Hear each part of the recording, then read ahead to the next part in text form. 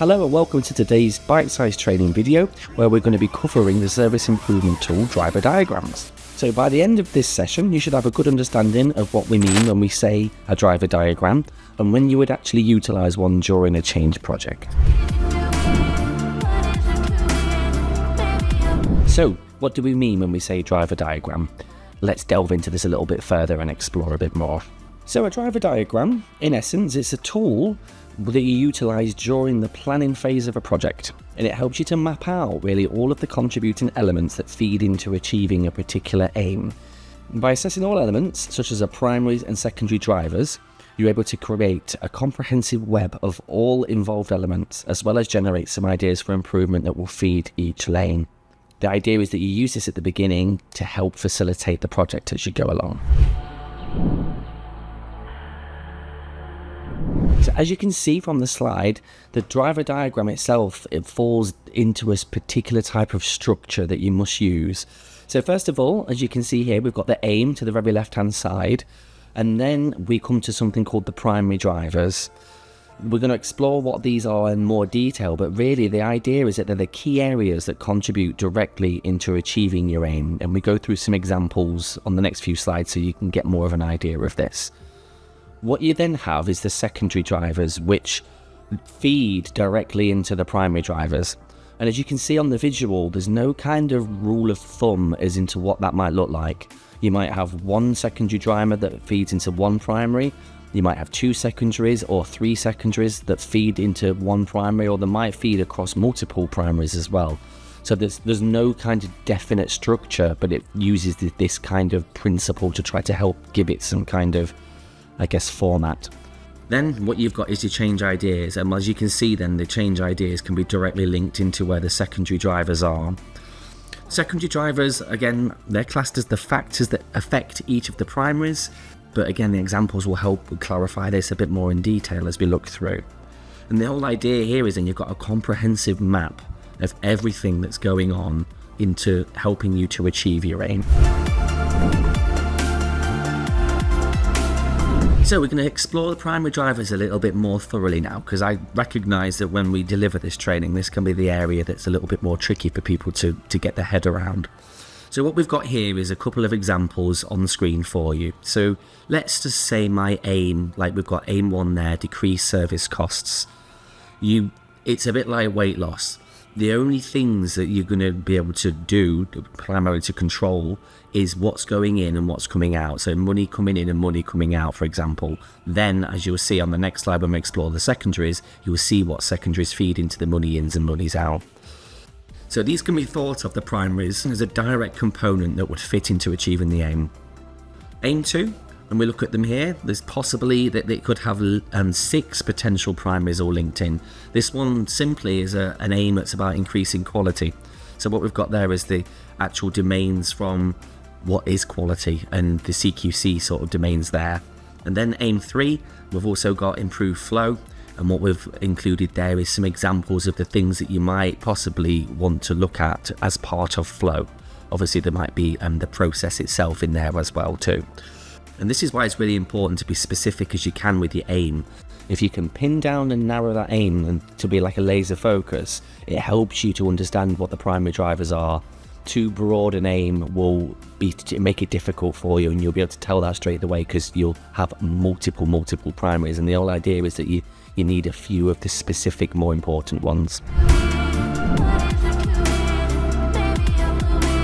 So here we're exploring a little bit more into the secondary drivers, and these can be thought of as the things that directly feed the primary drivers. And we've got 2 examples here that we've pulled from the previous slide again, just so you can see how that they build. So decreasing service costs with the primary driver of money in. What we've got as secondary drivers there is in procedures, it might be coding, and clinical capacity. So they're all going to affect our money in. So what exactly is happening procedure wise, and how much of that can we do in a particular day, for example. And money's out, that's things like maybe the cancellations, the DNA, and the staff costs. So again, some really high level, kind of more obvious ones there on this example. But as we aim 3 is a little bit more complicated with all of the primaries that are linking to flow. What we've included there is some of the secondaries that might feed into them as well. So for example, the primary under the materials, the secondary driver might there be having adequate number of actual stock. So the materials that you notice might be, X amount is missing, that we're always having to share certain pieces of equipment. So that's not helping with flow, for example. And I'll just pull another example out of there as well. So things like the machines.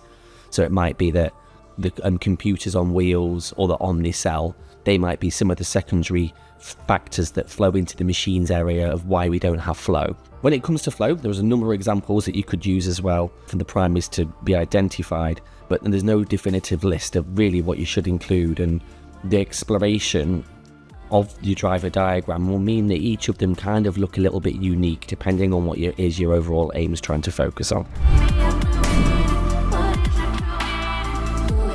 So what we've got here is a complete example of a driver diagram based on the aim of decreasing the fuel costs by 10% over the next 6 weeks. And again, quite relevant. It's something that most people who drive, or even I guess get public transport, are going to be able to grasp the concepts of. So what we've got here straight away then is a multiple number of primaries that feed in.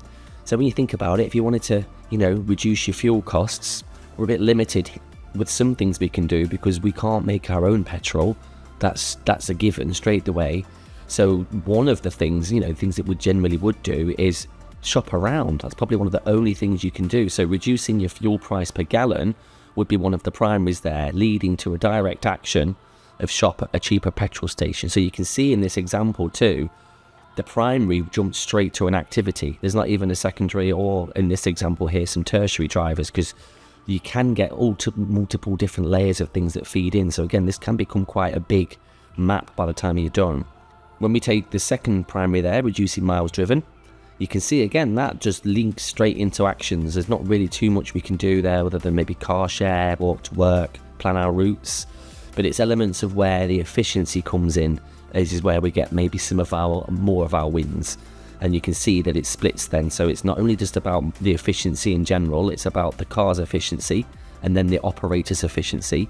And then the tertiary drivers also link into that. So what, for example, would mean that I need to improve my driving pattern or the operator efficiency? That might be things like decreasing my use of brakes and also making I've got appropriate gears, that I'm using. And you can see all the actions that come into there as well, like empty the boot, make sure that your tyres are inflated, just as a couple. So this helps. It's a really nice comprehensive example that helps to sort of show what one could look like. Again, quite simplistic this compared to some that I've seen, but then you've got the metrics as well, which helps to show on the different ways that maybe you could help to measure what you're doing. Most areas here that captured link into a change idea, and as we've got like 9 separate ideas in total to trial to assess the impact, this is kind of where some of the other tools would come into place. So a PDSA cycle would be a perfect tool to link into this then, to try to be like, okay, let's see, take one of these one at a time and let's action them and see what actual difference that makes to the fuel costs. So hopefully you can start to see the connection between some of the tools here as well. So if you do have any questions in relation to driver diagrams, please reach out to the Leadership and Improvement team on the email address above, and we'll be happy to support your ongoing learning journey. We'll also have a number of examples of driver diagrams on the intranet page around this training, so you've got something as a reference to use for yourself. So please do look out for the links and attachments there. So also enclosed is some information regarding other programs available. Some of them are looking at different quality improvement courses and different leadership courses. Some of them are half days, some of them go all through to full days, and it's the variety of this there really. It's up to you, I think, on maybe about identifying which ones you need next. So many of the courses as well, we have CP accredited, and we're also looking at getting more of them accredited in the near future. We're going to keep you updated on anything else that we have via marketing from Strive. Please do get in contact if you need us following this training. Thank you very much.